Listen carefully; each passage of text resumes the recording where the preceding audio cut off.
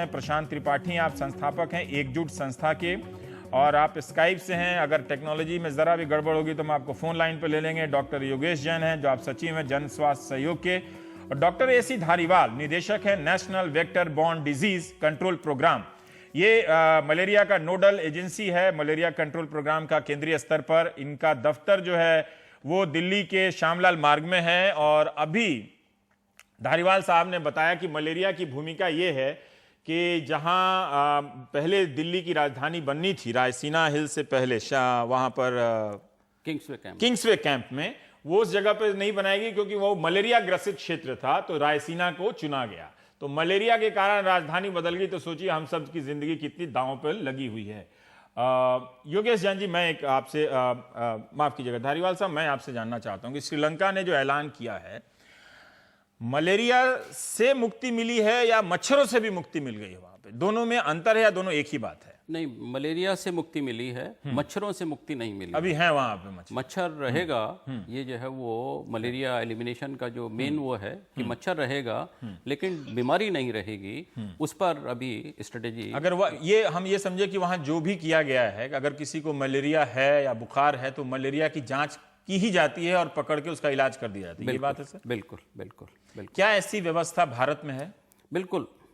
और उसमें मैं उल्लेख करना चाहूँगा कि जो पहले व्यवस्थाएं थी उसमें याद हो, जो बुजुर्ग लोग हैं, कि वर्कर, मलेरिया वर्कर जो हेल्थ सेक्टर आज़ादी के बाद में अपने देश में पनपा, उसमें मलेरिया का जो प्रोग्राम चला उसका बहुत बड़ा योगदान है।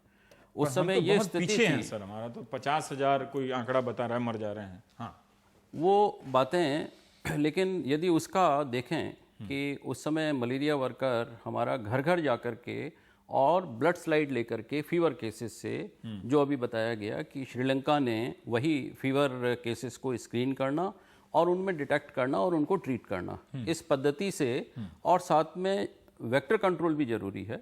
मच्छरों का भी बाइट ना हो, उसके लिए लॉन्ग लास्टिंग इंसेक्टिसाइडल नेट्स का जो नाम आया। तो हम अभी कहाँ हैं? हमारी चुनौतियां क्या हैं? देखिए, मैं चाहता हूं कि हमारे दर्शकों को एक आइडिया हो कि हम क्या कर रहे हैं, क्या हमारी कमियां हैं, उस पर ठीक ठाक बात होता कि अंदाजा होता कि पब्लिक डिस्कोर्स में वो मलेरिया पे भी बात करें। तो मैं उसी विषय पर आ रहा था कि एक ये बहुत बड़ा अभी डेवलपमेंट हो गया है कि जो माइक्रोस्कोपी के ऊपर डिपेंडेंसी थी हमारी, वो अब बाइवेलेंट रैपिड डायग्नोस्टिक किट्स आ गए हैं, जिसका एक बूंद खून का लेकर के फिंगर प्रिक से और टेस्ट फील्ड में भी किया जा सकता है और 20 मिनट के अंदर ऑन द स्पॉट उसका रिजल्ट मिल जाता है। वो फ्री में? वो फ्री में। वो किट आपने कितने लोगों को दिया है, कहाँ कहाँ उपलब्ध है? तो हमने तो नहीं देखा, कहीं सुना नहीं। मैं दावा नहीं करता कि सब जगह देखा ही है, लेकिन फिर भी जानना चाहता हूँ आपसे। ये जो है वो जो मलेरिया की ज़्यादा समस्या है उसमें मैं उल्लेख करना चाहूँगा।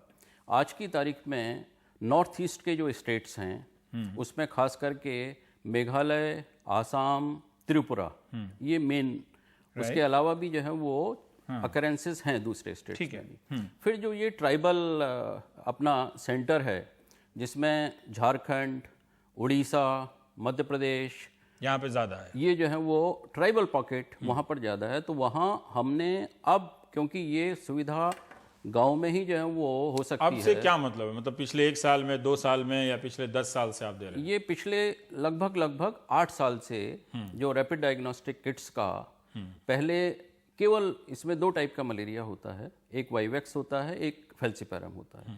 तो जो ये डेथ होती हैं वो यूजुअली फेल्सिपेरम टाइप के मलेरिया में सीवियर मैनिफेस्टेशन होकर के डेथ होती है। तो पहले जो किट था हमारे पास वो फेल्सिपेरम वाला किट था, लेकिन अब पिछले 3 साल में बाइवेलेंट, जिसमें वाइवेक्स टाइप का भी मलेरिया, दोनों प्रकार की मलेरिया तुरंत मौके पर बता देता है खून लेके। ठीक है। उसके साथ में दवा जो है वो दवा भी उपलब्ध, वहीं पर टेस्ट किया और यदि पॉजिटिव निकला तो वहीं उसको दवा, उसके लिए कोई विशेष रूप से दक्ष डॉक्टर की जरूरत नहीं है? बिल्कुल नहीं है, नहीं है। और वो आपका हेल्थ वर्कर दे सकता है। इवन इससे पहले कि मैं प्रशांत जी के पास जाऊं, आप अंदाजा दे सकते हैं कि इस काम के लिए अगर आप अभी बता सकते हैं तो कितने लाख, कितने हजार हेल्थ वर्कर की आपने ट्रेनिंग की है? कितना ये जो किट है आपने कितने लोगों को दिया है? इसमें हमने आशा, जो नेशनल हेल्थ मिशन के तहत हर गांव में एक महिला है वहीं की रहने वाली, उसको ट्रेन करके और लगभग लगभग कंट्री में 6 लाख आशा को ट्रेन करके और उनको ये किट्स लगभग हमने 14 मिलियन किट्स लास्ट ईयर बांटे हैं। अभी आपने आशा का नाम लिया, मैं डर जाता हूँ कि उनका मैसेज आ ही रहा होगा कि हमें बहुत दिनों से सैलरी नहीं मिली है, बढ़ाया नहीं है। आप ये देखिए अब मलेरिया कहाँ से, तो आशा की जितनी वर्कर है वो निराशा से जूझ रही हैं, तो वो मलेरिया कैसे रोकेंगी? लेकिन इस पर व्यवस्थाएं, ये बिल्कुल ठीक बात है कि कुछ जो है वो कमियां रहती हैं, लेकिन उन सबको अब आईटी के द्वारा कि उनको टाइमली पेमेंट मिले, उनके बैंक में चला जाए, तो ऐसी स्थिति आज की तारीख में नहीं है, ये मैं बोल सकता हूँ। ठीक है, हम चाहते हैं। प्रशांत जी, मैं आपसे जानना चाहता हूं कि धारीवाल साहब ने अपना एक आइडिया दिया कि क्या चीज़ है हमारे पास, हम क्या कर रहे हैं। अब हम एक किट देते हैं हेल्थ वर्कर को, जिसे आशा कहते हैं, और जो लोग काफ़ी धरना प्रदर्शन करता रहता है, लोग लाठी खाती रहती हैं हमारी औरतें। पर मैं आपसे जानना चाहता हूं शहरी दर्शकों के अंदाजे के लिए कि उन इलाकों में मलेरिया जिसे होता है या जिनको भी मच्छर से जनित बीमारियां होती हैं, वो किन हालात से गुजरते हैं। क्या ये किट काफ़ी हैं? क्या उनके इलाज में वैसा उस तरह से एक्शन लिया जाता है सर, जिस तरह से श्रीलंका ने प्लान बनाया है? हम कहाँ हैं श्रीलंका की तुलना में? 2030 का हमने एक बड़ा लक्ष्य लिया है, उसके नज़र चाहते हैं कि आप अपनी तरफ से एक आइडिया दे दें कि हम कहाँ हैं, और जो धारीवाल साहब ने कहा उसमें क्या खूबी है, क्या कमी है? श्रीलंका के साथ मैं तुलना नहीं करना चाहूँगा यहाँ के स्वास्थ्य की स्थिति को, क्योंकि वो एक अलग ही प्लेनेट है। काफ़ी सारे अगर हम देखें इंडिकेटर्स को श्रीलंका का, चाहे शिशु मृत्यु दर देखें या माताओं की मृत्यु का बात करें या बाकी अन्य स्वास्थ्य के सुविधाओं का बात करें, तो वो काफ़ी आगे हैं। अभी आशा का जिक्र हुआ, मैं इतना बताना चाहूँगा कि they are the game changers जहाँ तक नेशनल हेल्थ मिशन का बात है। हर गाँव में आशा हैं। टाइमली पेमेंट्स तो नहीं होती है, उस पर काफ़ी काम होना जरूरी है। जबकि सीनियर डॉक्टर्स को समय में मिल जाएगा उनको उनका अपना सैलरी, मगर आशा को शायद नहीं मिलती है, कभी कभी महीने भी लग जाते हैं। फिर भी उनका कंट्रीब्यूशन काफ़ी ज़्यादा है, और यही कारण है कि पिछले कई सालों में बच्चों की शिशु मृत्यु दर में कमी आई है। और अभी एक कार्यक्रम झारखंड में लिया गया जहाँ महिलाओं के सशक्तिकरण पर काम हो रहा है, जहाँ आशा गाँव के महिलाओं के साथ मिलती है, हर महीने में मीटिंग करती है, और participatory learning and action meetings हर महीने में होती है, और जिससे लोगों का प्रॉब्लम सॉल्विंग स्किल्स बढ़ता है।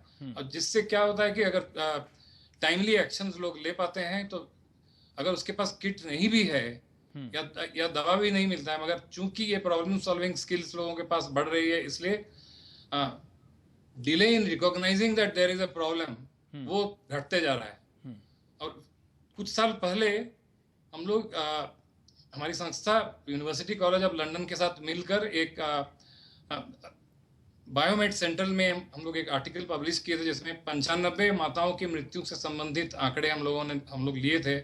इससे पता लगा कि प्रसव के पहले करीब 50% मृत्यु माताओं की मलेरिया के चलते हुआ था। तो स्थिति तो काफ़ी भयावह थी उस समय 2008 में, मगर कुछ तो इम्प्रूवमेंट हुआ है। फिर भी लोगों को हमेशा जुगाड़ ही करना पड़ता है गांव में जो रहते हैं, क्योंकि हॉस्पिटल बहुत सारे मृत्यु तो हो जाती है जब एक सेंटर से दूसरे सेंटर और दूसरे सेंटर से तीसरे सेंटर लोगों को भेजा जाता है। मैं खुद पिछले साल जब मेरा मलेरिया हुआ था, मुझे एक अलग दूसरे शहर में, क्योंकि मैं झारखंड के एक गाँव में रहता हूँ, और उसमें मेरे केस में ही डायग्नोसिस में डिले हुआ, और 3 दिन के बाद में फैल्सीप्रेम लेकर भर्ती हुआ था। तो स्थिति इन्वेस्टमेंट का काफ़ी ज़्यादा ज़रूरत है, और कम से कम हर जिले में एक हॉस्पिटल तो ऐसा होना चाहिए जिसके बारे में सबको मालूम हो, स्पेशली द डिस्ट्रिक्ट हॉस्पिटल्स, कि यहाँ मलेरिया का ट्रीटमेंट अच्छा होता है। ठीक है योगेश जैन जी, हम ये जानना चाहते हैं कि जो मैं पढ़ रहा था लेख, उसमें रिकॉर्ड को लेकर बड़ी बातें हैं। मतलब सरकार दावा करती है, जो रिकॉर्ड पता चलता है कि 300 लोग मरे हैं, दूसरे सूत्रों से पता चलता है कि 3000 लोग मरे हैं, 30,000 लोग मरे हैं, 50,000 लोग मरे हैं, कहीं कहीं ये संख्या लाख भी बताई जाती है। वास्तविकता क्या है रिकॉर्ड रखने की मरने वालों की? और जो श्रीलंका ने जो वेबसाइट से किया है कि हर मरीज को आपको रिपोर्ट करना है, क्या हम वैसा अभी कर पाए हैं?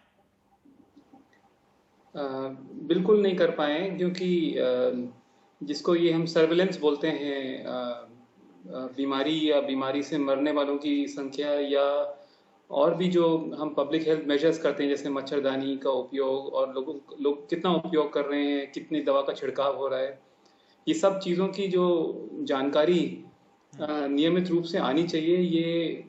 ये हमारे सिस्टम की एक बड़ी कमी है जो बनी हुई है। और ये जो आंकड़ा है 300 का या 500 का अलग अलग सालों में, और ये आंकड़े पे तो जो वेक्टर बॉर्न डिजीजेस का जो विभाग है वो भी शायद विश्वास नहीं करता। और इस पे जो आंकड़े 300 से लेके 2.25 लाख तक के आंकड़े चलते हैं एक साल में, इसमें भी विश्व स्वास्थ्य संगठन भी अपने डॉक्यूमेंट्स में बोलता है कि शायद सच्चाई 20,000 और 50,000 के बीच में कहीं है हमारे हिंदुस्तान की मृत्यु की संख्या के बारे में। तो ऐसा कहना कि ये संख्या तो कम है ही। मैं इसमें आपको ये जोड़ना चाहूँगा कि जो आपने बात बोली थी कि मलेरिया की कहानी में वेक्टर और प्लाज्मोडियम जो पैरासाइट है उसके अलावा दो और भी वेरिएबल्स हैं जो असर डालते हैं कि हमारे प्रोग्राम पर। एक तो है कि जो होस्ट, जो जिस व्यक्ति को मलेरिया होता है, और मलेरिया वो इतना इम्पोर्टेंट है क्योंकि कुपोषण से संबंधित और जो लोग गांव में जो लोग जंगल में रहते हैं उनकी ये परेशानी है, ना कि शहरी। जैसे एक मृत्यु जरूर हुई दिल्ली में, लेकिन संख्या मृत्यु की सैकड़ों में या हजारों में होती है दूरस्थ गांव के एरिया में। और किसी ने ये हमारे मित्र ने बोला है कि malaria death start where political power ends, जहाँ पर आपकी राजनीतिक शक्ति खत्म होती है वहीं पर मलेरिया की मृत्यु शुरुआत होती है। और चौथा वेरिएबल बिसाइड्स ये जो व्यक्ति के बारे में है, और जैसे आप मानना चाहेंगे कि हमारे देश के 8% लोग आदिवासी हैं, लेकिन 50% मृत्यु आदिवासियों में होती है मलेरिया के कारण। तो ये बीमारी कुछ ही विशेष लोगों की ज्यादा है, कुछ लोगों की ज्यादा है जो अभाव की स्थिति में रहते हैं। और चौथा वेरिएबल जो असर डालता है हमारे स्वास्थ्य की, हमारे मलेरिया से उबर पाने की स्थिति के लिए, वो है हमारे पब्लिक हेल्थ सिस्टम्स की क्वालिटी। और उसमें सिर्फ उसमें एकमात्र एक व्यक्ति है जिस पर हम सारे अपनी जिम्मेदारी उस पर नहीं थोप सकते। हमारी quality of public health systems, जो मलेरिया जब होता नहीं है तो हमको पब्लिक हेल्थ के सारे किस्म की मेथड चाहिए कि मच्छरदानी, छिड़काव, बीमारी का जल्दी पता चलना इत्यादि, और सर्वेलेंस सिस्टम। लेकिन जब बीमारी होती है मलेरिया की, गंभीर मलेरिया, तो हमको सबसे अच्छे अस्पतालों की जरूरत है, जो कि प्राय इन लोगों से जिनको मलेरिया ज्यादा होता है उनसे काफी दूर होते हैं। जिस अस्पताल में इंटेंसिव केयर की सुविधा हो, जिसमें ब्लड की जरूरत मिले, ठीक है, और जिसमें किडनी डायलिसिस करना पड़े, ये सब सुविधाएं नहीं सकते हैं कि आप जिन इलाकों में काम कर रहे हैं छत्तीसगढ़ में, वहाँ ये जो छिड़काव और मच्छरदानी बांटने की जो नीति है या जो भी इसका बजट है, वो खासकर आपने कहा कि जो मलेरिया से मरने वाले हैं उनमें से 50% आदिवासी हैं, तो क्या वहाँ पर फॉगिंग वगैरह होती है? देखिए, हम लोग जिन इलाकों में रहते हैं वहाँ कभी कभार फॉगिंग होते हुए देखते हैं, अगर वो एक तरीका है तो, अदरवाइज अन्यथा तो दिखाई नहीं देती है फॉगिंग की मशीन। नहीं, ये जो रोकथाम के जो तरीके हैं उसमें से छत्तीसगढ़ तो बाकी राज्यों के मुकाबले में थोड़ा पिछड़ा हुआ है। तो वैसे वो एक अच्छा उदाहरण नहीं है, क्योंकि यहाँ पर मच्छरदानी पिछले 2 या 3 साल से बटी नहीं है, और इससे पहले जो बटी थी वो अब फट गई है या पुरानी हो गई है। और इस समय लगभग पूरा राज्य ही काफी हद तक ऐसे रोकथाम के तरीकों से वंचित है। और छिड़काव की बात करें तो छिड़काव उन क्षेत्रों में नहीं होता जहाँ पर ये उचित दवाइयों से, जहाँ पर ये मच्छरदानी बांटने का प्रोग्राम बनता है। और पिछले कम से कम 5 साल से छिड़काव पर पूरे प्रोग्राम का जो जोर है वो काफी कम हो गया है। और लेकिन खासतौर पे छत्तीसगढ़ में जहाँ ना अभी छिड़काव होता है, ना मच्छरदानी ज्यादा उपलब्ध है। आप इस पे कुछ रोशनी डाल सकते हैं कम समय में? स्थिति तो वही है। मैं 2 चीज कहना चाहूंगा। एक तो फॉगिंग का कोई आंसर नहीं है, मुझे मालूम नहीं उससे कितना नुकसान लोगों का होता होगा। दूसरा है कि जब इतने सारे आदिवासी लोग जाते हैं काम करने के लिए बड़े शहरों में, निश्चित रूप से उनका जांच, अगर वो मलेरिया लेकर गए तो उनका जांच भी देर से होता होगा, और कई मृत्यु दिल्ली में ऑलरेडी हो चुका होगा शायद मलेरिया के चलते। इसलिए बहुत जरूरी है कि लोगों का अपना जो अधिकार है उसका पोर्टेबिलिटी होना चाहिए।